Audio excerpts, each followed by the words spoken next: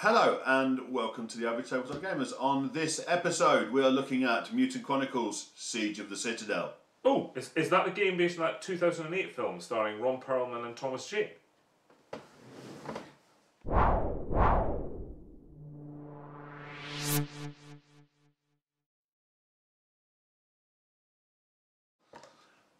Hi, welcome to the Average Tabletop Gamers. I'm Ben. And I'm Ian.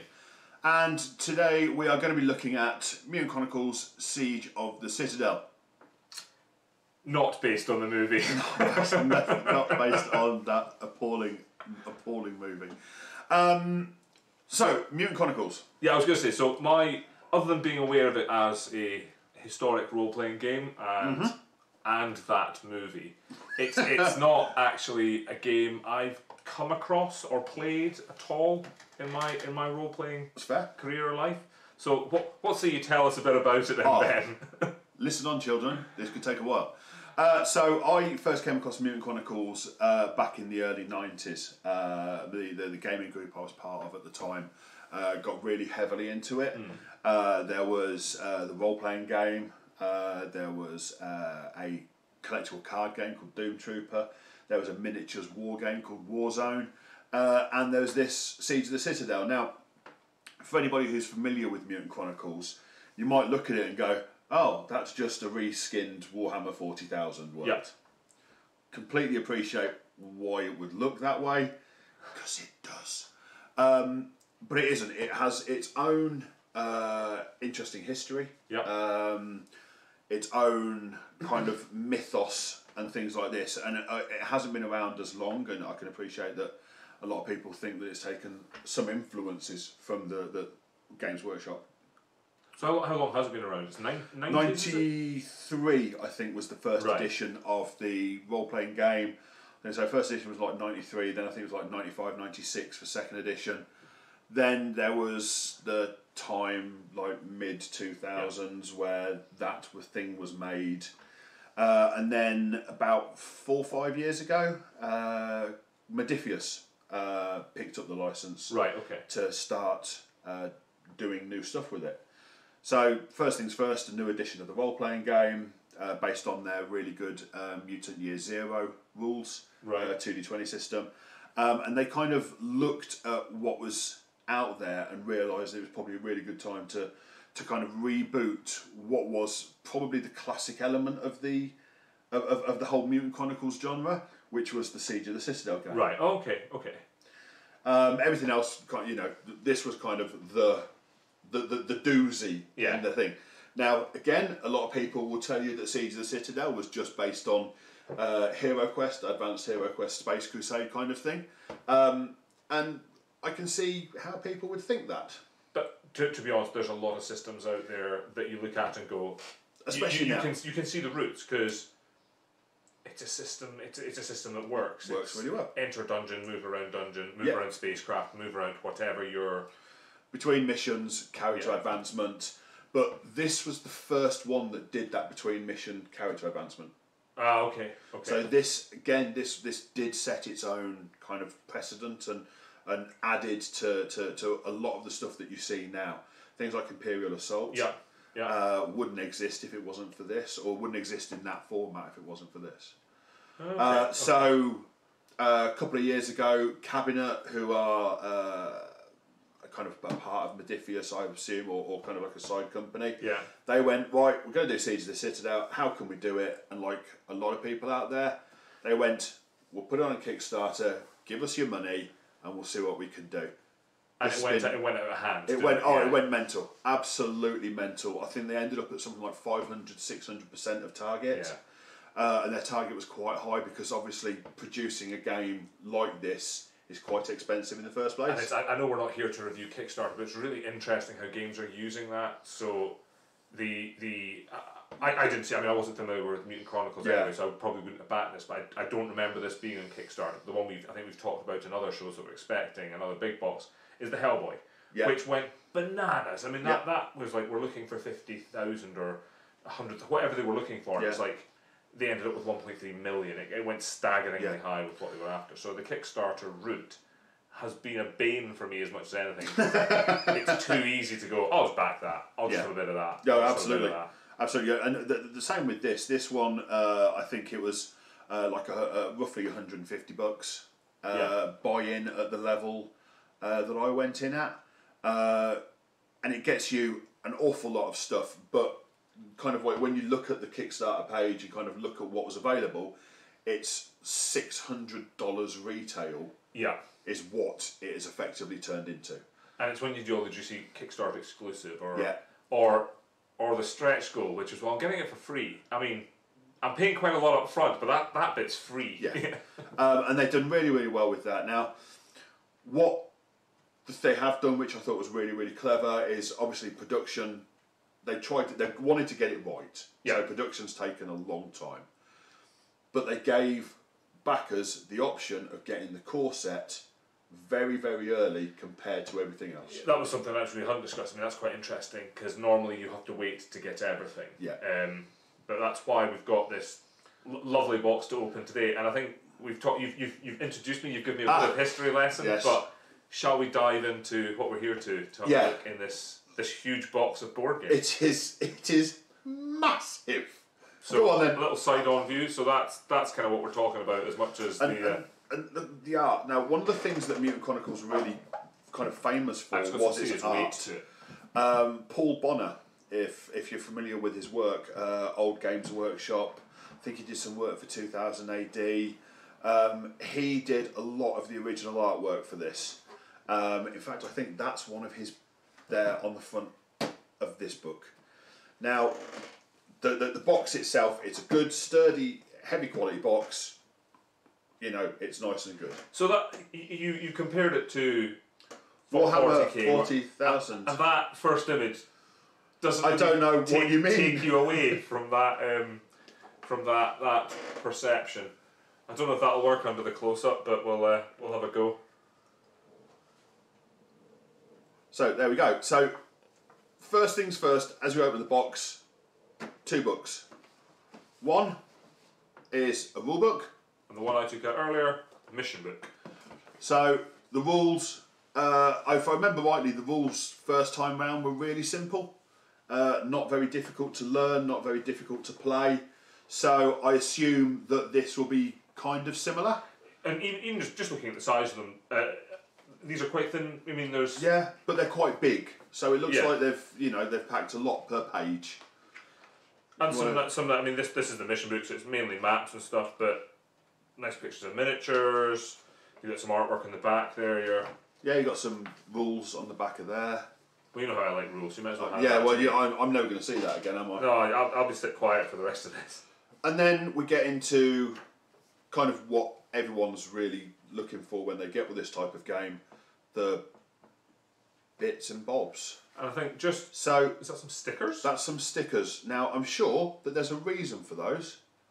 And they look like they affect map tiles. They do, yeah. So maybe it is a way of affecting your map tiles going further forward. So now what I'm immediately taken with is, unlike a lot of the games we get these days, particularly the Games Workshop stuff, and they're not alone, most of the stuff we play is, you get your miniatures on sprues. Even the coming in the new push fit, so clip them off and they go together, there's no glue required, they're still sprue based. Yeah.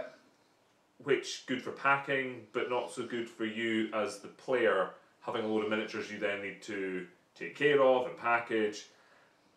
And I just like the first thing we're seeing, and I don't know if you'll catch it on the camera there, is all the miniatures are actually built and properly packaged. Packaged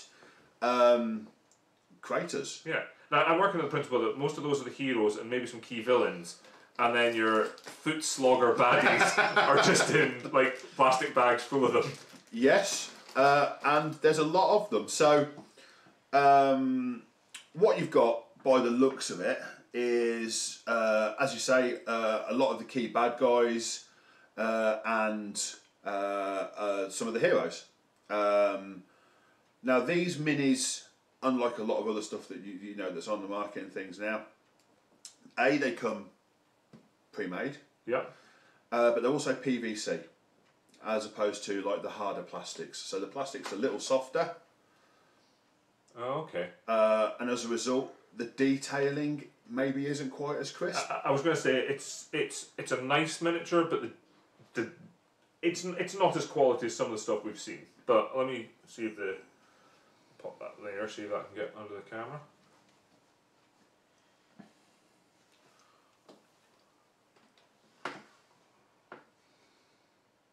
So, I mean, as you can see, I mean, it's a nice miniature. There's a decent pose to it, a decent bit of weaponry, but being a single piece cast as well, you're probably a bit limited on what they can do with it. Yeah, now it looks like some of these are actually multiple cast, like multiple piece casts. Yeah.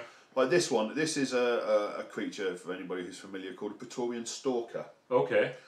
A particularly nasty piece of work. But that looks like it's multiple pieces.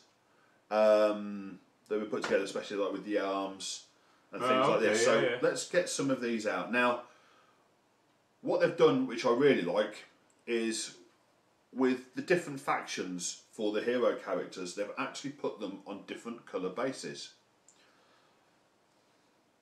So, for example, you have white for Mishima. You've got yellow for Bauhaus. I was going to comment on that. That's really quite nice, isn't it? Yeah, so even if you're not a painter and you just want to play, almost like these are just tokens. Yeah, very much. But they're tokens with names. Red for Imperial. The world of Mutant Chronicles is based into mega corporations, based upon real world nations as they are now, but it's a bit more complicated. So even as simple as the miniatures are, and we've commented on, I guess it's not so much lack of details, the details are just not crisp. Yeah, they're really detailed. There's a lot of work have gone into them. But there's some lovely poses. Yeah. As in the way they've posed the miniatures are really, really nice. They're very action orientated. Yes. You've got a lot of movement that you can see in them. You know, there's a lot of thought has gone into the design, and one of the things that I was really impressed with was during the Kickstarter how much feedback they were providing about the design process. Yeah. And how many times they were constantly going back to the manufacturers, going, right, no, actually, we need to change this because, you know, we need to change this up. Or the manufacturers coming back and saying, right, that design's good, but it needs to alter so that we can manufacture it more capably. And they were really open and honest about how they did that, and that was a really nice, interesting kind of thing to see. Oh, okay. What I like as well is tying into their wider product. Which I think getting all that feedback from people who know the game and have maybe encountered some of the other stuff will be really important and would matter more to someone like me who maybe went, oh, that looks like an interesting miniatures game, I'll just back it. Yeah. But before we started filming tonight, we were sort of, obviously, you were bringing me up to speed on Mutant Chronicles, educating me that there is more to this than the movie, and that I shouldn't bring that up at all during this. But and we were having a look at the roleplay book, and what I'm even only having flicked through that a few times, I'm already starting to go, oh, I recognise that gun. I'm sure I saw that gun somewhere when I was looking at the roleplay book. So for someone like yourself, looking at it, you just go, oh, this miniature's carrying a peacemaker. It's wonderful kind of for me to have a look at these. So what you've got here is a character called McBride, who is a member of the Imperial clan. Yep. He is renowned, and he's in the roleplay game. He is the sample character that you generate, or they show the generation of, or he was used to be. I don't know if he is in the latest edition. And he starts off as an Imperial citizen, and he joins the army, and then he goes into the special forces called the Blood Berets, which is a particular special forces within the Imperial King.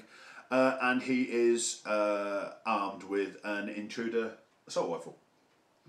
I will take your word for that. I know this because I've spent a lot of time looking at these pictures. So, kind of, for me, it's lovely to look at these. There's a Gehenna Puker. A plasma flamethrower, which I discovered tonight. So, kind of looking at these and looking at some of these, especially the bad guy, the naughty boy figures, like a Razide, a creature who entirely missed leg day. Yes, there was something genetically poor about them, wasn't there? Yeah, but again, it's a really nice active pose. Yeah. And kind of really shows a lot of the. Oh, and we've got a second layer of vacuum formed plastic. Yes, layer 2. So, character boards. Oh, I wasn't expecting they are nice. Don't know what they're for, but they're nice. That's something meaty and substantial. For when you play, every time you play, we'll do a complete review episode at some point in the near future. So these are for tracking your characters. I think you can have up to 2 at a time. Yeah. So you've got character cards, you've got a bag of pegs. To go on there to make it nice and easy to kind of keep track of things. And first lot of card stock. Again, they look like fairly decent cards. Oh, there you go. There's something for you. Dice. Okay, they're not normal D6s, but they look fairly straightforward. It looks like you've just got one symbol or a blank. That's beautiful. Looking at it, it looks like it's using systems similar to, at least in principle, the new Star Wars role-playing game. So that the whites look like they've got less positives on them than the reds, which look like they've got less positives on them than the black. So I guess depending how good you are at something or what your chances are, you pick the particular dice, which is quite elegant. I think it's quite simple. Let me try and show a couple of these off. So you've got the white there, which has got 2 sides with an explosion symbol, whatever that means.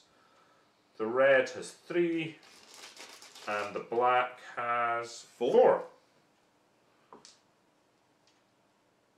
That's nice and simple, isn't it? Feels fairly straightforward. I'm already thinking, well, that doesn't look like there's too much to get hold of. Now there's a beast. So I'm guessing that's some kind of big bad, given the size of the miniature and how many weapons it's holding. I think that's an Easer-Ghoul. Easer-Ghoul. Easer-Ghoul, not an Easer-Good. And there is. Let's have a look at that there. And there is the second Praetorian Stalker, because where one isn't good enough, you get 2 because they go around in pairs.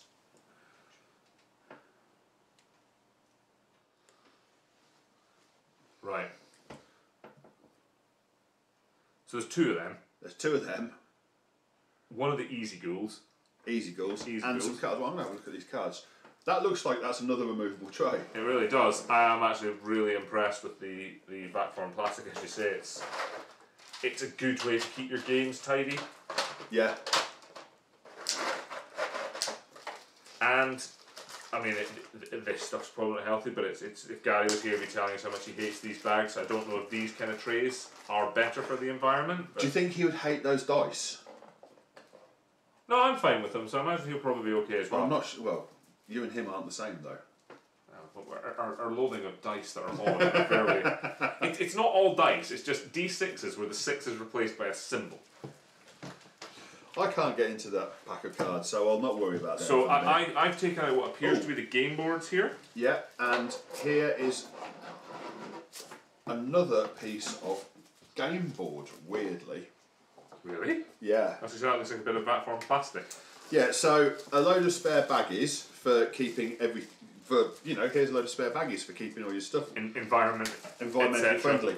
And a load of other card stock and this bit, which actually goes that way and is used as the stairwell for when you climb the different layers of the Citadel. Ah, okay. So you build your boards around it, or there's a board that goes on top. No, there's not that one. Is there a smaller one? I think there's one specific one that's designed to go. They're probably so. These are just the various boards, but that looks like it's got some push out bits in it. Yeah, all tokens. So we do like tokens. So I'll try and put these under the. We're now getting caught up with the amount of rubbish. The amount of lovely game that you've got here. I'll stack those in front of me. So there's some tokens.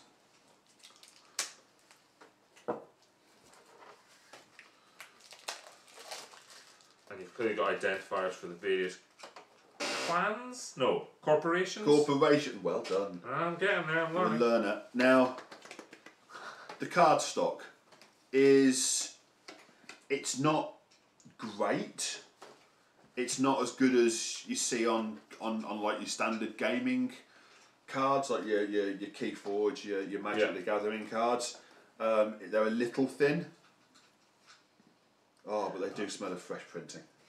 They do, and they've not gone for that almost fibre stock. The field cards, which have come a lot. So that's actually. And the actual. Again, these are a little thinner than you maybe be used to. But not as in, splitting hairs given how much we've been raving about it so far. But that's just, these look like more things to stick on the maps and like a reference guide for your creatures. So, liking all this. There's a lot of bang for your buck. All these tiles double-sided, so your mission maps, a decent bit of, wow. So that's the one that I think pushes out to go on here. It certainly does. So should we do that? Shall we just do? Yeah.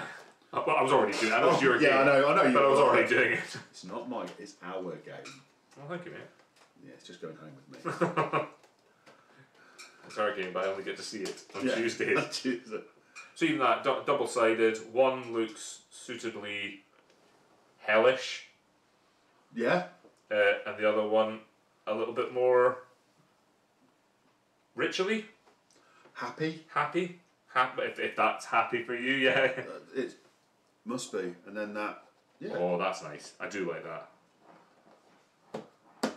So do you think your stickers are meant to go on here? Maybe there might be steps, but we'll have a look through, see how it all goes together at some point in the future.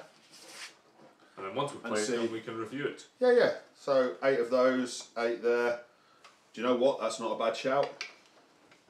You're almost good at this. I wouldn't go that far. Yeah, I wouldn't go that far either. But. So what else have we got? So there's some more push out bits there. You've got for actually what you've got here is a starter set. If you think your other box the is actual coming. game tiles, they're pretty good. So they are pulp stock, laminated gloss, full colour print.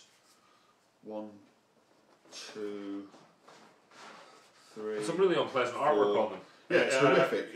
5, 6, 7 for the 8. Nope. That's it. Like so 8, so 16 game boards. Yeah. In essence, to start with, double-sided. I assume that there were multiple ways for them to go together. Alright, from the looks of it, and loads of doors and stuff to put on the boards, clearly to represent tiles. Horrific portals and exactly bits. like the movie. I'm going to stop you in a minute. No. Yeah, so I mean, there's a lot of stuff. And this is only box 1 of. This is 3? box 1 of 4, I think. 4. So there is the Lunar expansion, the Brotherhood expansion, and then obviously, I'm assuming that there's going to be a big box of stretch goals. Yeah. Because there's a lot of stretch goals. So in terms of, you kind of mentioned what you kickstarted this. Have they released what you think the retail price will be? So this core box, I'm reckoning around the Kickstarter for just this box on its own was $69. Right. Okay. So that's a fair indication. Yeah. But interestingly, what they've done, and it's something that really surprised me when they announced it, in 2016 they actually announced that they were going to be retailing this through Fantasy Flight. Okay. Rather than through themselves. So maybe whether that's to do with Fantasy Flight's production, ability compared to demand and things like this, or what they've got access to, I don't know. But yeah, you're going to be able to get hold of it through Fantasy Flight and through Fantasy Flight stockists. That possibly opened. I mean, that working with Fantasy Flight, given the scale of them and the number of games they're releasing, that can only be positive for this. Yeah. I like it. I really like the look I think it's an awful lot that you get for it.